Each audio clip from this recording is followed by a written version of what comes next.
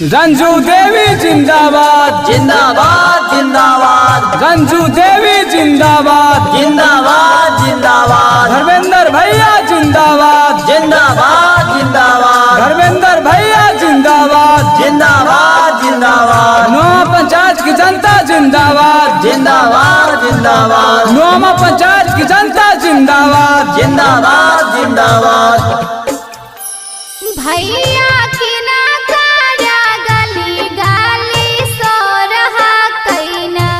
भैया की ना काया गली गाली सो रहा कैना भैया की ना जीता वेला तावा तोड़ हाथिन ना लोगवा की ना जीता वेला तावा तोड़ हाथिन ना जनता की ना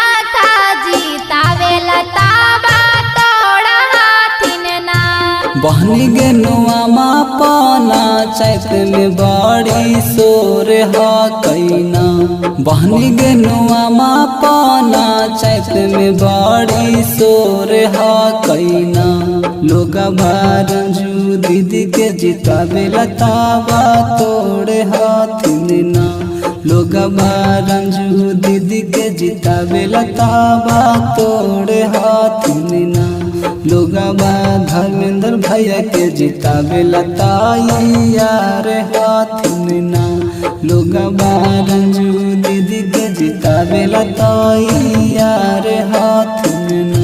रंजू देवी जिंदाबाद जिंदाबाद जिंदाबाद धर्मेंद्र भैया जिंदाबाद जिंदाबाद जिंदाबाद नोमा पंचायत की जनता जिंदाबाद जिंदाबाद जिंदाबाद वार्ड नंबर 4 की जनता जिंदाबाद जिंदाबाद जिंदाबाद रंजू दीदी जिंदाबाद जिंदाबाद जिंदाबाद भैया सुना ले ही झंडा अब की गाड़ देथिन ना भैया सुना ले ही झंडा अब की गाड़ देथिन ना अब भी पछावन के जड़ा से उखाड़ देथिन ना अब भी पछावन के जड़ा से उखाड़ देथिन ना मन में भरल हा कैया से अब की पूरा करथिन ना मन में भरल हा कैया से अब की पूरा करथिन ना सब गरीबन के ठीक से ध्यान रखथिन ना सब गरीबन के ठीक से ध्यान रखथिन ना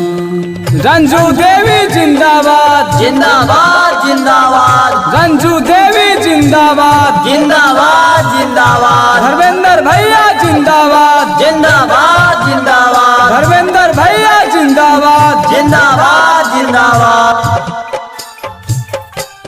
भैया घुसखोरा बन के झांसा में मौत आई हो ना भैया घुसखोरा बन के झांसा में मौत आई हो ना रंजू दीदी के बड़ा सातस बनाए दीहाना अब की रंजू दीदी के बड़ा सातस बनाए दीहाना दीदी गावे गावे छूटल काम पूरा करथिन ना दीदी गावे गाँव के छूटल काम पूरा करथिन ना अब किनुआमा पाना चैत से विजय बनाए दीहाना अब की बड़े नंबर 4 से विजय बनाए दीहाना अब की रंजू दीदी के बड़े 110 बनाए दीहाना रंजू देवी जिंदाबाद जिंदाबाद जिंदाबाद रंजू देवी जिंदाबाद जिंदाबाद जिंदाबाद धर्मेंद्र भैया जिंदाबाद जिंदाबाद जिंदाबाद धर्मेंद्र भैया जिंदाबाद जिंदाबाद जिंदाबाद नोमा पंचायत की जनता जिंदाबाद जिंदाबाद जिंदाबाद नोमा पंचायत की जनता जिंदाबाद जिंदाबाद जिंदाबाद भैया की ना काया गली गाली सो रहा कैना भैया की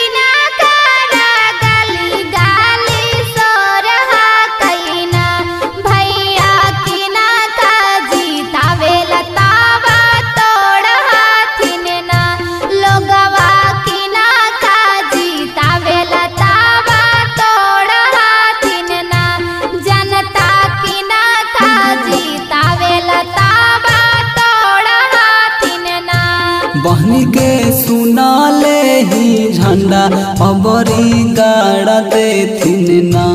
बहनी गे सुना ले ही झंडा अबरी गाड़ा देथिन ना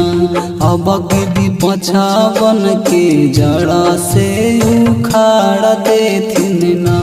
अब के भी पछावन के जड़ा से उखाड़ देथिन ना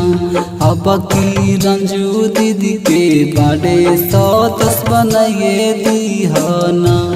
अब की धर्मेंद्र भैया के भी जाए बनाइए दीहना।